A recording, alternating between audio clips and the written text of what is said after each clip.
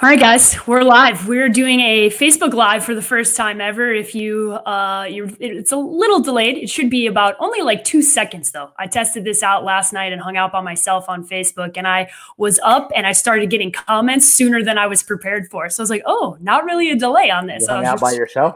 I was just trying to test it out and not have anybody see me, right? So I jumped on my personal Facebook page and I was up for, 2 seconds. And Brandon Buckingham, who's a big fan of the show, shout out to him. He was ready. He was like, hey, Paige, what's going on? I was like, sorry, Brandon. This is just kind of like a tester show, not trying to do anything for real. But for those of you listening on the podcast, this is a new thing you're going to be able to do. You'll be able to watch with us. You can go back and listen to our last episode from yesterday, which is on YouTube. So you can check that out on the Draft Network's YouTube channel. But today, guys, it is the eve of the draft, right? NFL Draft Eve. And Jordan Reed of the Draft Network had a nice tweet earlier. So I was going to ask you guys, any superstitions, night before things that you like to do, or even just day of stuff? I said, because I am usually working, that I am usually not sleeping and not eating the day before. So I'm sure, Jamie, I know you've worked a lot of them, and Jake, you've been a part of them for a while. Any Christmas Eve-esque type of things you do on Draft Eve? Go ahead, Jamie. Not really, because I've had to work pretty much 3 of the last 4 of them.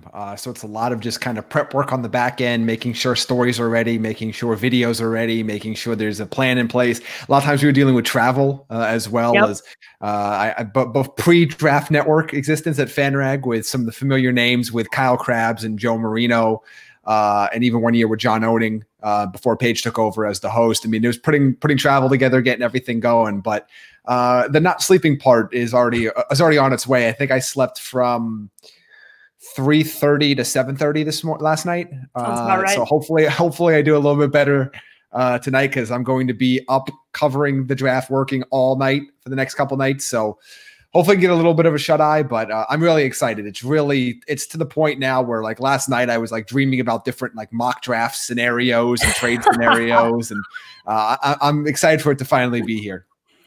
Jake, anything that you get into the night before, even the night of? Because my tomorrow is going to look a lot different, because a lot of my preparation's been getting ready for this. And then tomorrow I'm going to be able to relax a little bit, aka pizza and wings. What are you going to be doing, Jake? That sounds pretty good. Look, you guys that write content have a lot more going on than I do. Yeah. No real Christmas Eve stuff, other than I got to, like, every year I go back to the year that I went through this process. So I got done at UAB, went to the blue and gray game, went to the combine, had the pro day, get ready for the draft. Not really expecting to. Although, funny story, Cincinnati called me in the 5th round, said, hey, we got like 4 or 5 picks right here. We might take you, which would have been a round ahead of Tom Brady, which would have been insane. So Cincinnati takes Neil Rackers, who didn't go to the combine, and ahead of me, and I ended up going to Atlanta as a free agent later on. But that would have been a really funny story, because I always tell that, I keep getting reminded that Tom and I were at the combine 20 years ago together. But no, I mean, you kind of relive that. So, like, they'll go back to my apartment at UAB and the feelings that you had of my life could change tomorrow. Not that you're thinking it's going to happen in the first round, but just that whole weekend of watching every pick and going through the process, you kind of relive it every year. And then I love my dad's first year in Arizona. I was in his office, kind of a part of everything.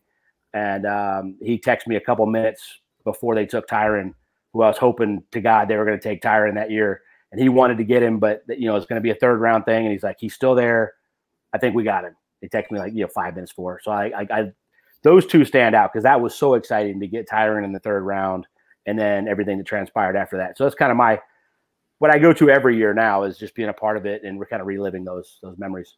Love the story about Tyron, a BA favorite for sure. He tweets at me regularly when I talk about Bruce, and wants to let everybody know that Bruce said he was his favorite. He wants everybody to know that.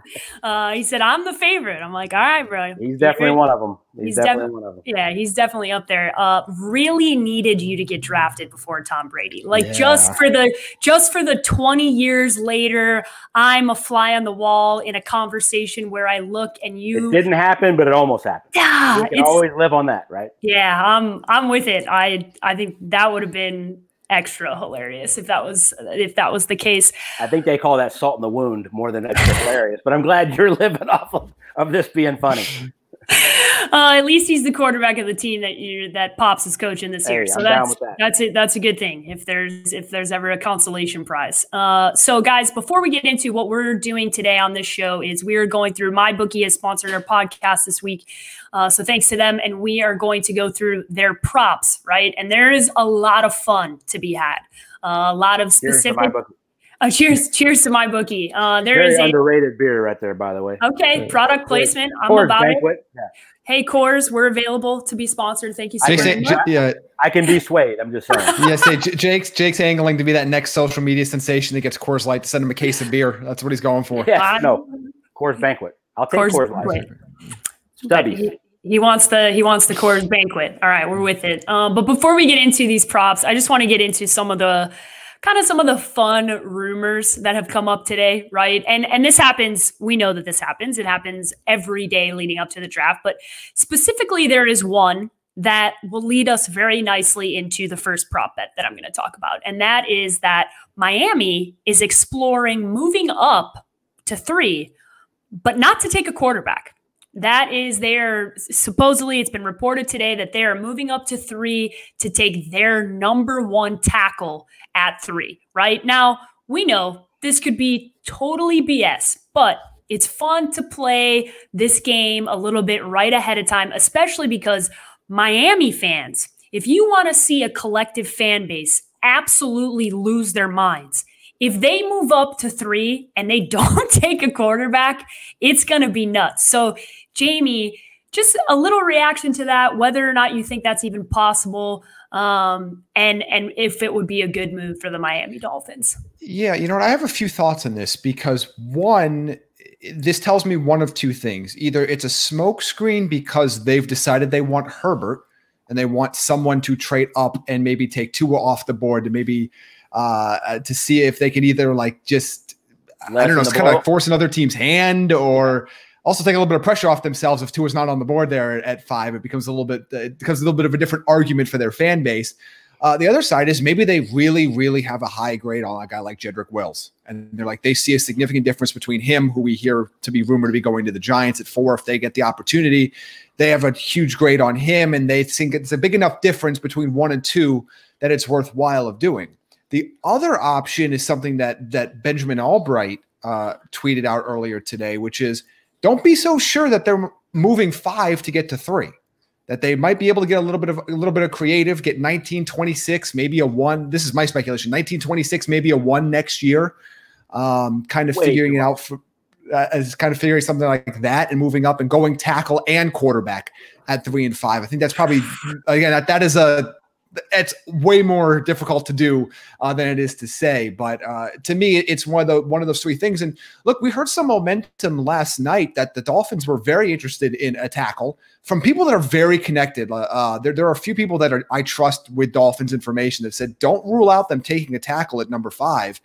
And now they might have to move up above the Giants to get the guy that they want. And that would really shake things up for everybody involved.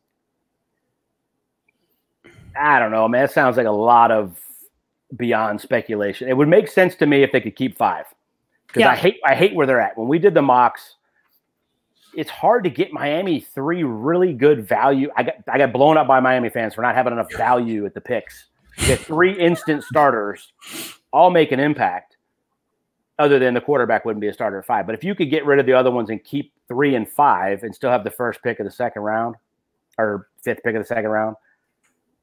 Maybe, but you can't give up next year's 1 to do that. They have 2 1s next year, though. Remember, I don't care. Man. They suck. Yeah, I agree. They're young and talented and hard to play, but not you don't want to play them. We talked about all that yesterday.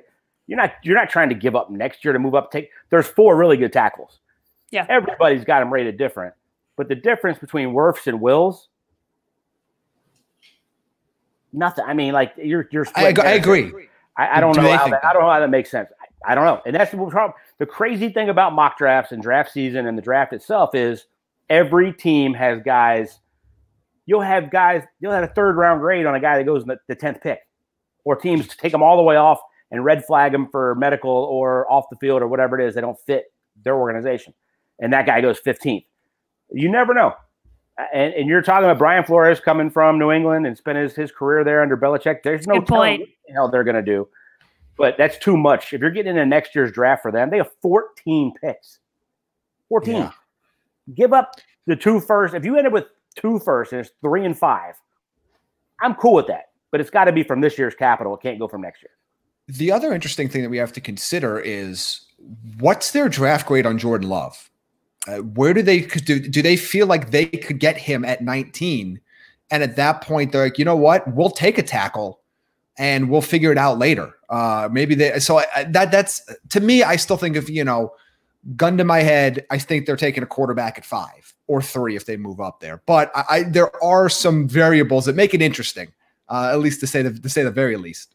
Listen, I don't hate that, right? I've seen that put out there and I'm going, what if they run it back with the team being really good and Fitzmagic for a little while before it turns over to Jordan Love, if that's the case? I think the fans have resided themselves to this is the only option, right? Like it is tank for Tua or nothing else. And I hope that Miami fans have opened their minds to the possibility that it's probably there's a good chance it doesn't happen, right? And whether or not that's because they like Herbert over Tua, which we've heard a lot, right? Or they want to wait and they want to take a tackle at 5 and wait on a quarterback.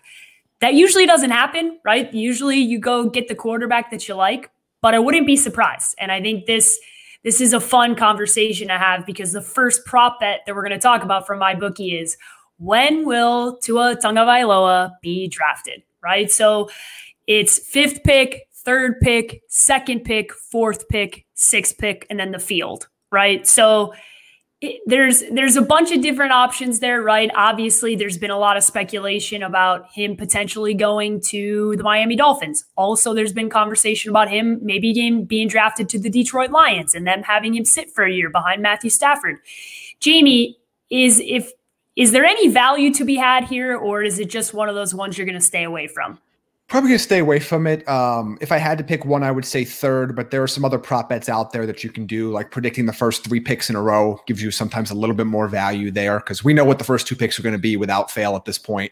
I think a lot of places are just not even taking bets anymore on the number 1 overall pick. We all know where that's going. But if I had to pick one of those, I would say 3rd because I still think there's a chance the Lions take him at 3. I think there's a very strong chance that anybody who trades for that pick takes him at 3.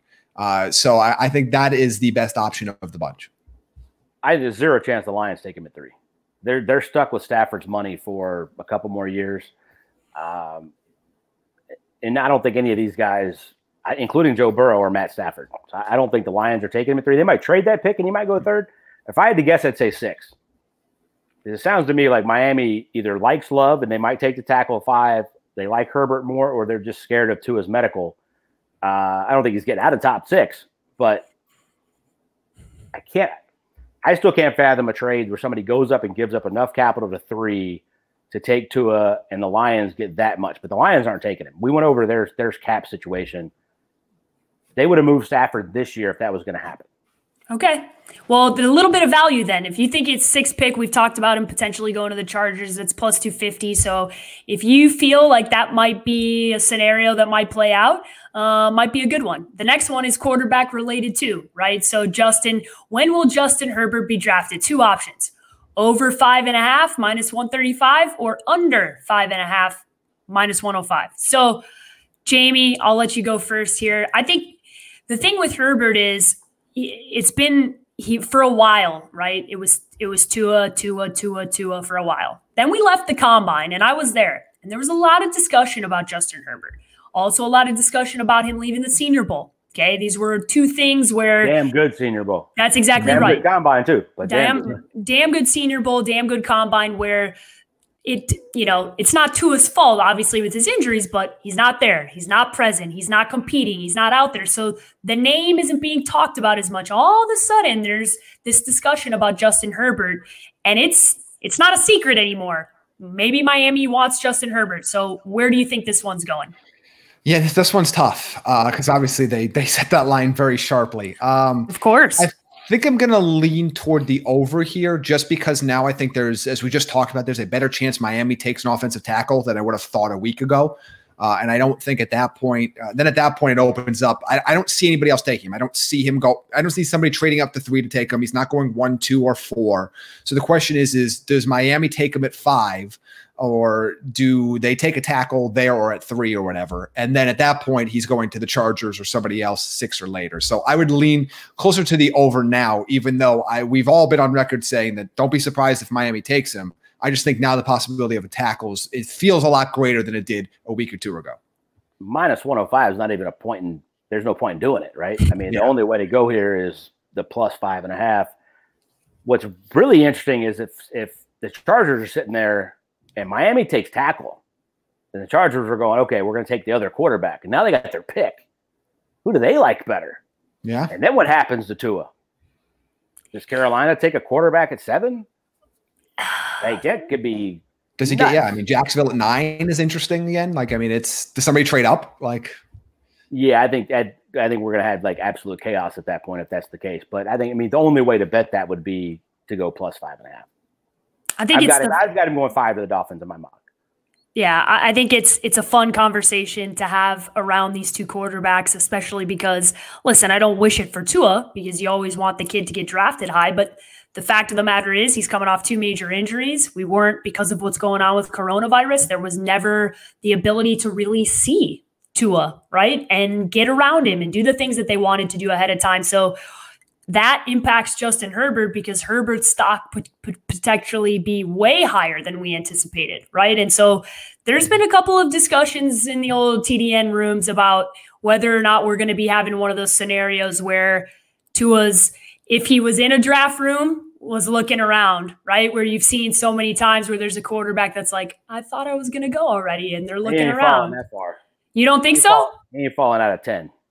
Okay. There's no way he's getting out of the top 10. All right. I like Tua, but if I see him get compared to a left-handed Drew Brees one more time, I'm going to just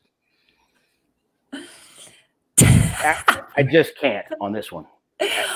I'm with you, man. I like him, but he literally – we've talked about this. He threw a bunch of slants to 4 first-round receivers in front of 3 first-round offensive linemen and 2 or 3 second, third-round picks. Plus, I mean, the stuff I've heard out of Tuscaloosa, they had to shrink the field a little bit. He couldn't read the whole field. They thought that would progress from his first year as a starter to the second. It didn't. But he's still not getting out of the top 10. Yeah. I mean, there's no way. I like the fact that we're getting a couple of comments here from Roy Pickett on Facebook. He thinks Miami's going to take Jedrick Wills and move up. He thinks Herbert's going to go at 18, and he thinks Tua will be a Chargers quarterback. Herbert ain't getting 18 either. I tell you that right now. I saw that one, Roy. That ain't happening. If Tua's the Charger, look, I think the Chargers are probably happy with that either way, whether they take Tua ahead of Herbert or if he falls to him because Miami takes him. I think they're fine either way with that. What would be really crazy is if Miami takes tackle, and we've heard the Chargers aren't necessarily going to take a quarterback. Now what happens? Like now we're wait a minute. Now we're at 8, we're at 7, and there's no Tua, no Herbert off the board. Jake, that would mean that for the first time ever, a draft actually potentially drafts the quarterbacks where they're valued, because that never happens, right? Like most of these guys, a lot of times you're going, this is not where the quarterback should be taken. No, they always get overdrafted. Exactly. Yeah. So Herbert at 18 would be like a normal. Be good. Kind of slotted overall ranking kind of thing, but that's not going to happen. Never happens. All right. So since you talked about getting out of 10, I don't think. Yeah. So since you talked about Tua and the amount of first-round picks that he had in his arsenal, let's just go right to the total Alabama players drafted in round 1. Right. So there's always a lot of guys coming out of Alabama, always a lot of pros. It's just an NFL factory. So over 5.5 is plus 130. Under 5.5 is minus 170. So you can list a couple of the guys that you know are going to go for sure, but obviously it's right on that number. So Jake, I'll go to you first. You've spent some time in Alabama. You know this place, the state specifically, very well, and the South football. So what do you think is going to happen here, and which way would you lean? I've got them taken. I got 5, so I'd have to take the under there. You got Tua going first. You got both receivers. You got Wills, and you got Xavier McKinney. That's the 5 first-rounders. I don't know another Alabama guy I mean, you got the pass rusher that could slip in there and get it and make it 6. Terrell, I'd still have to go the under though. I think there's going to be a bigger run on corners than there are pass rushers. Okay, Jamie. And that's why I have 6. I have Trevon Diggs sneaking into the back end of the round. I actually have him at 32. My mock, I would have him at 6. So yeah, that would be the over. Yeah. Okay. So I mean, I think with San Francisco at 31, assuming they take a receiver at 13, I think KC at 32. I think both of those are possibilities for him. And I have a 6-pack of corners coming off the board in round 1. So I think they can get the 6. But again, we just talked about how sharp that number 7. is. I mean, Terrell, I'd probably have to take the over. I'd have to take that back. I would lean to the over here. I think Trevon Diggs. I think you have 5. I think you have 5 absolute locks. The question, and then you have 2 or 3 guys that are like ranging from 40 to 60% chance of sneaking in. Like that one's tough. Yeah, the 2 receivers, the quarterback, the tackle, like that, and the safety. Like those positions they're locks. I can't see any of them falling. So it's just whether or not you think Diggs or Terrell or somebody else can sneak into round 1. Well, there at least are a couple of options that might lead to that being and some value there. So maybe that's one you guys go after on mybookie.ag. 1 wide receiver and 1 specific position here at Jeff Okudah, who, listen, there's been a lot of discussion about what Detroit's going to do, but as far as what this team needs, they just traded away Darius Slay. We've talked about this from a position. This is arguably the easiest decision for them to make at 3 is just go, we need this position. He's as good as it gets. He's got some of the best tape you're going to see coming out of college. You're going to take Okudah, right? So his lines right now is over 4.5 picks is -105. The under 4.5 picks is -135, right? So yeah. It's close there, but I think obviously most people think that he's going to go 3 to Detroit. So Jamie, what are your thoughts here on whether or not you would just stay away from this one at all, or have any inclination to go one way or the other? I wish I would have stayed away. I have an under 4.5 ticket on Jeff Okudah. My only concern is that Detroit just trades back to 5 and takes him there in a deal with Miami. Which if they can pull, like the Giants aren't going to take Okudah. People aren't trading up to 3 to take Okudah. So you're in a spot where you can get the same player you're going to draft at 3 at 5 and get some draft capital to boost, which I think is what they're trying to do and would like to do. So to me, this is a stay away now, but I have a ticket on him on the under 4.5 because I think he's the perfect fit for what the Lions want to do. But if they think they can move back 2 picks and get him and get other capital, they absolutely need to do it.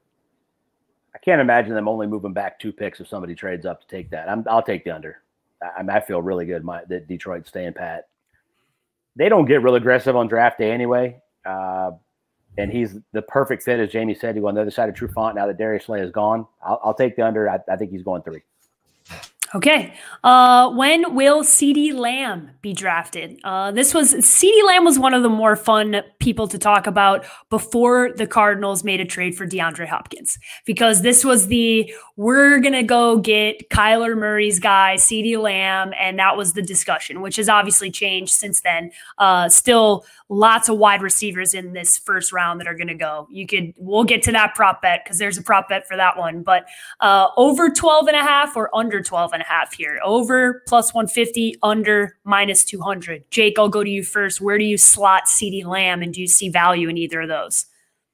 Not really. I mean, some of these have gotten really, really skinny. I had him going, I think, as the second receiver. No, I think I might have had it third.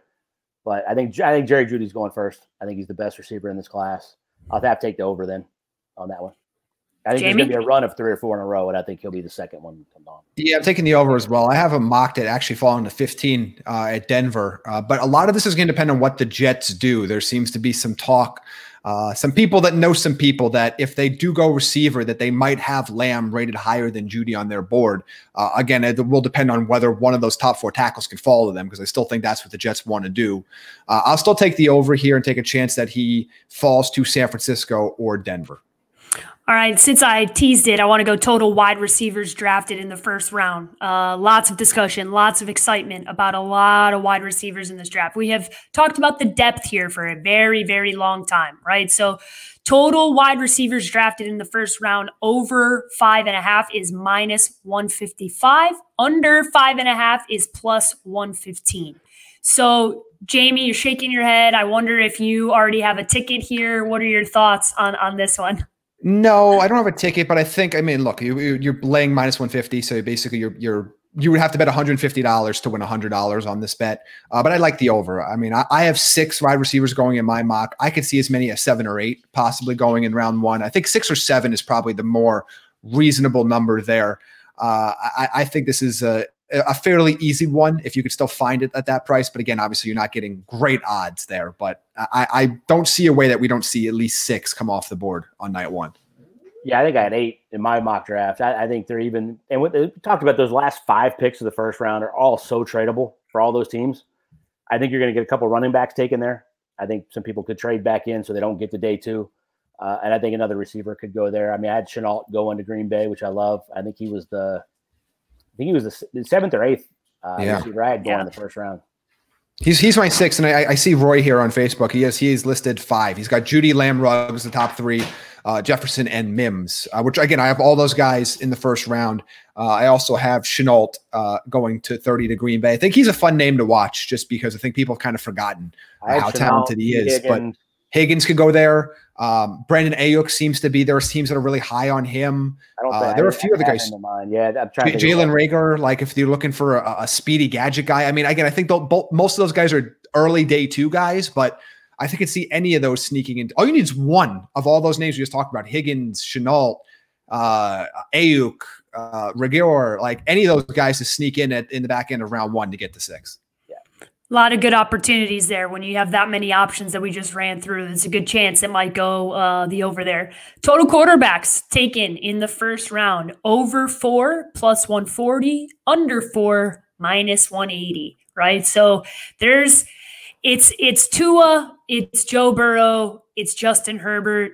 There's conversation about Jordan Love, but there's no guarantees. There's a lot of people mocking towards the end of the draft another team hopping back into the first round to pick him up. But past that, it's pretty much been those 4 that have been talked about. Jacob Eason has been just almost forgotten about at this point. I don't hear his name talked about. It's a pretty definitive 3, then Jordan Love, then everybody else. So Jamie, do you see this and go, it's obvious that there's not much value there? Or do you think you take a chance that somebody sneaks up and tries to grab a quarterback at the end of round 1? I'm really surprised this is a whole number because they're end up just having to refund everybody's money, with all due respect to my bookie, because I think you're going to get 4. The only way to really bet this, I guess, would be to bet small on the over, knowing you have a really strong chance of pushing, and you would rather take the chance of getting plus odds versus significant minus odds. Because I think Jordan Love's going somewhere in the first round. I think so. Either I think the Colts could trade back in to get him. If he gets late, I think the Saints have a chance they might take him. New England could take him. But to me, this is a tough one at a whole number. I know that this has been a really tricky one for sports books to kind of manage when you kind of have a solid number like this, because if you put it at 3.5, you're going to have to put so much juice on the over that nobody's going to bet it. And you put it at 4.5, you have to put so much juice on the under that nobody's going to bet it. So you're kind of in this weird spot. Probably a stay away from me, because I think all you're going to get is free adrenaline out of this bet, that you're just going to get your money back in the end. Yeah, I agree with you. I think there's 4. I think I don't have Love being mocked in my first, but I think those last 5 or 6, I just said, are so tradable. I don't think there's any way he gets out of the first round without somebody coming back up. I don't really know that he's a first round talent. I've heard a lot of varying things on Jordan Love and this process, but I think somebody's going to jump up and take him in the first. Yeah, lots of varying things, lots of varying discussions. I will say, I do not think Jalen Hurts or Eason are going in the first. No, round. I don't think there's any way you're getting to 5. Yeah, I can't imagine there's obviously been discussion about Jalen Hurts, and I know there's excitement about him, but it's not a day 2 maybe. Imagine. Like yeah. I can't see anybody putting a first round pick. I think I saw him at something like 9 or 10 to 1 to be a first round pick. Like it's such a long shot. It's not going to happen. No, I don't see it happen. That run on Oklahoma quarterbacks being the number 1 overall pick is officially over. 2 in a row, Baker and then obviously Kyler Murray not happening. Lincoln Riley's not getting a third guy to go number 1 overall.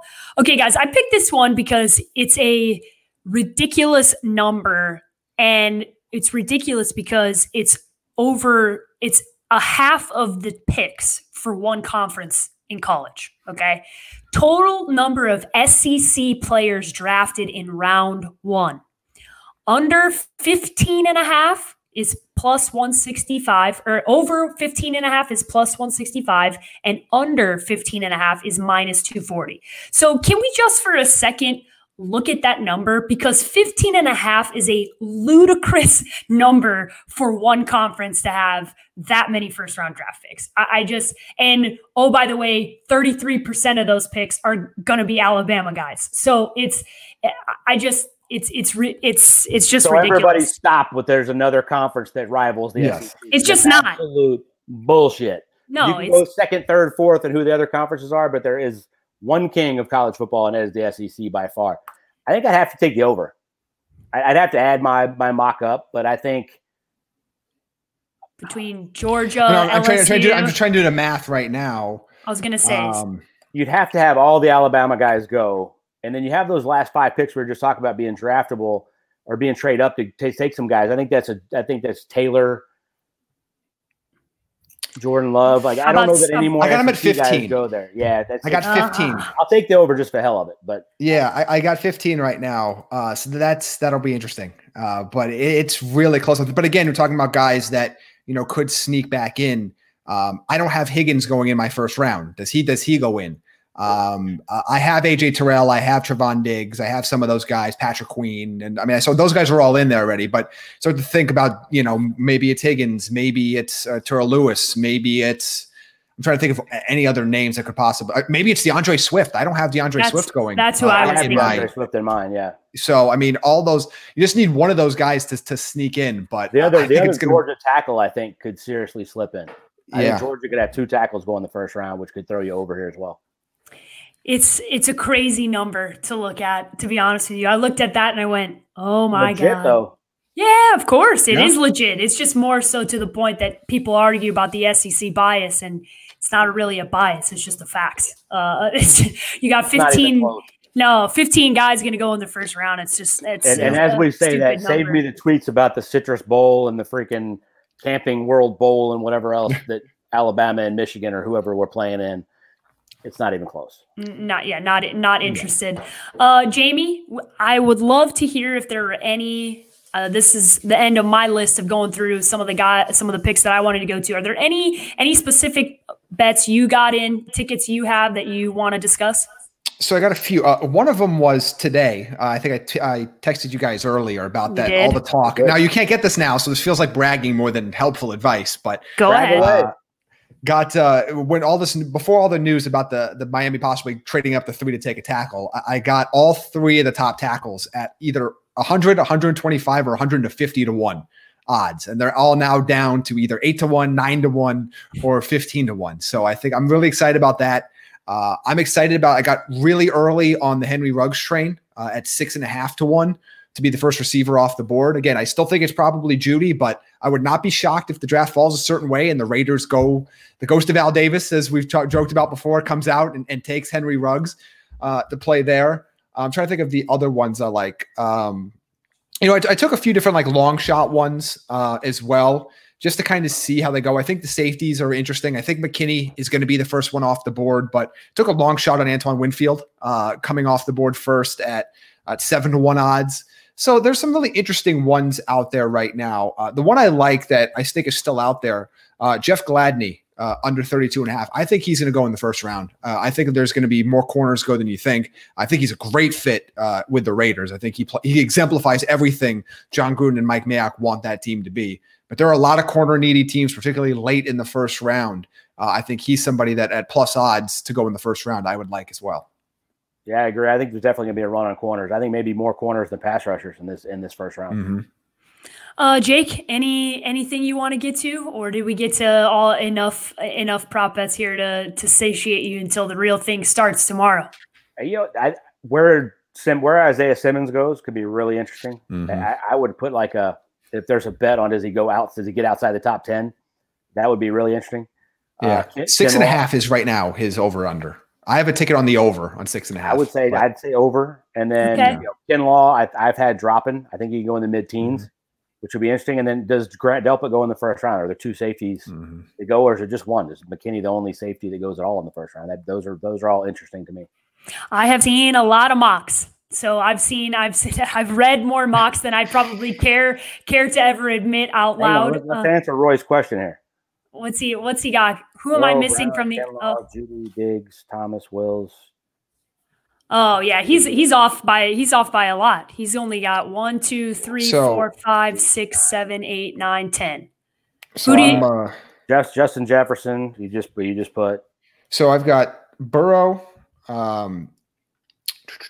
Tua, Brown. Did I say Henderson? Yeah, CJ Henderson for sure. He's probably Thomas Wills, Ruggs, Judy, Fulton, Chason. That's 10. Yeah, he didn't have Fulton, Henderson, or Chason. Yeah, Jefferson 11, Queen. He's got Chason on there. Yeah, Queen 12, McKinney 13, Terrell 14, and Trayvon Diggs 15. Those are my 15 from the SEC. So he was missing Queen as well. I had DeAndre Swift. I think the other tackle from Georgia could go, makes it 16. I think there could be 17. And there's one I'm forgetting, but yeah. Yeah, it's a lot. It's a very big number. I love that Roy is just he's having Roy, recollection. Take if you like it. Go ahead. Yeah, go ahead. Take the under. Might be one of those SEC haters. There's quite a few of them that exist out there. Jamie, I think he got there already. He's gotten there. See, he got himself. He goes, Fulton at 15. So he's gotten himself to that 15 number. It didn't take him very long to. I cannot imagine we get out of this first round without a running back going.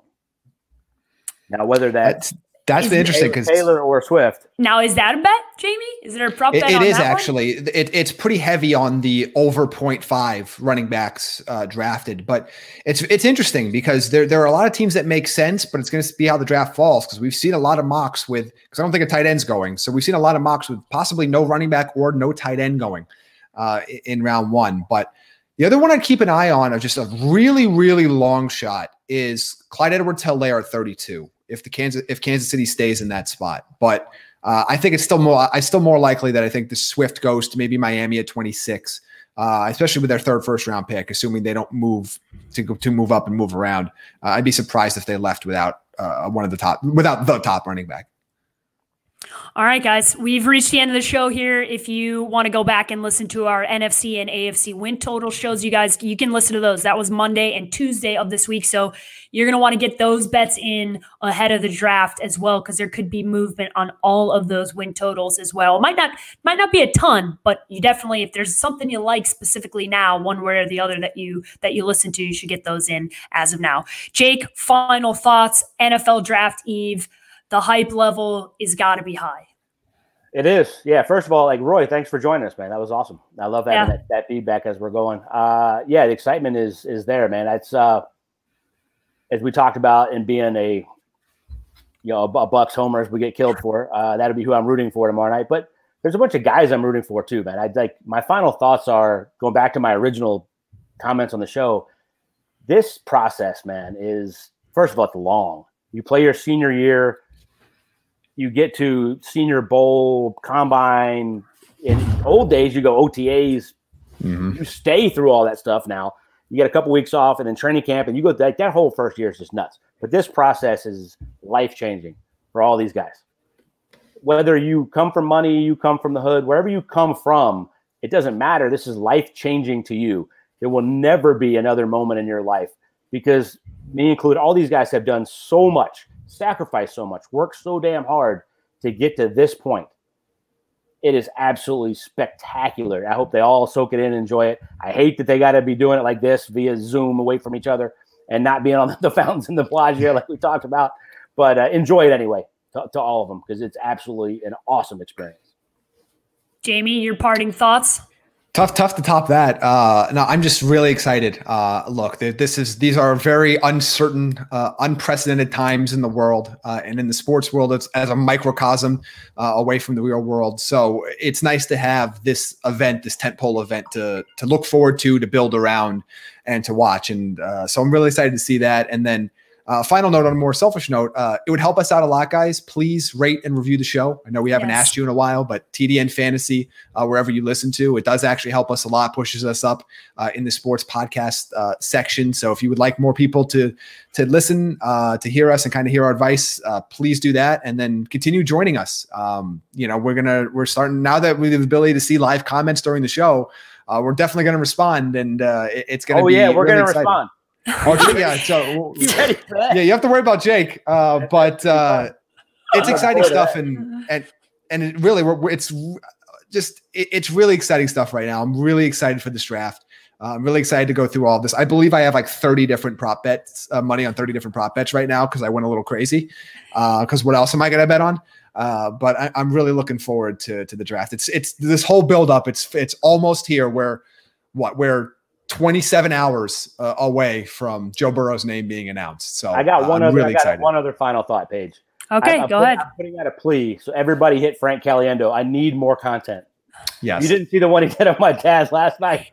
It was fantastic, spectacular. But the one he did on Gruden for the draft with the Zoom thing, and he ends up with the sideways. Oh, this is going to be good. I'm living for that. The one he did today about Morgan Freeman and the dad shooting the Nerf gun. I need more. So Frank, do some stuff from the draft. Give me John Madden for the draft. Do something. I got to have more because it's my quarantine life. My favorite thing of quarantine is Frank Caliendo at this point, and I need more of it. Guys, it's hard to top what you guys already said, but I will say that tomorrow has the ability to potentially be even more emotional than we've seen in a while because a lot of these people were used to having a small amount of their family and friends that can go with them, one or two people, whereas now we're going to have everybody at home, going to be probably with their mom, dad, maybe a girlfriend, hanging out, doing their thing. And I think it's going to be overly emotional. This is always an emotional thing. I can't ever not be emotional about watching people have their dreams come true, right? I mean, I know that it's a sport and we cover it and it's a business, but at the end of the day, it's a passion and it's a love, and football is the best sport in the whole world. And this is awesome to watch these kids, especially in light of how they ended their senior or junior year, right? They were not on campus. A lot of things changed. It's just it's been a weird time. So I'm excited to see something positive. I'm excited for the sports world to be united around something other than coronavirus for a couple of days. Cause that's all we've heard about is speculation about how long it's going to take to get back and this, that, and the other thing. So I'm really excited about the NFL draft. And it's going to be unbelievable as it usually is. There could be even more weird hiccups because if you haven't been following along to the technology issues, it's gonna be entertaining. That's all I have to say. It's gonna be entertaining to see the different setups that these GMs and head coaches are having, and there will be technical hiccups. I can assure you. I'm still calling that my dad will be Frank Caliendo doing John Gruden at one point this weekend with his IT guy now. I am really hoping that we get some live strong words from some head coaches and GMs potentially at some point. I think it could be really, really funny. Jamie, please tell everybody how they can follow you on social media. You can follow me at Jamie Eisner on Twitter. And Jake, how can everybody follow you? Jake B. Arians. You guys can on the Twitter sphere. You guys can follow me on Twitter and Instagram. I'm at _sports page with an I. You should follow the Draft Network at the Draft Network. It's pretty self-explanatory, but this is a big couple of days for the Draft Network. So hopefully you're checking out what we got going on. We got a couple of surprises for all of our fans at the end of this draft. And like Jamie said, rate, review this podcast. It helps us a lot. We're going to start giving away merch. So start doing that now because we'll probably pick somebody to give a t-shirt away to at the end of April. So get that in now so that way you can win some free merch. Hope everybody enjoys the NFL draft.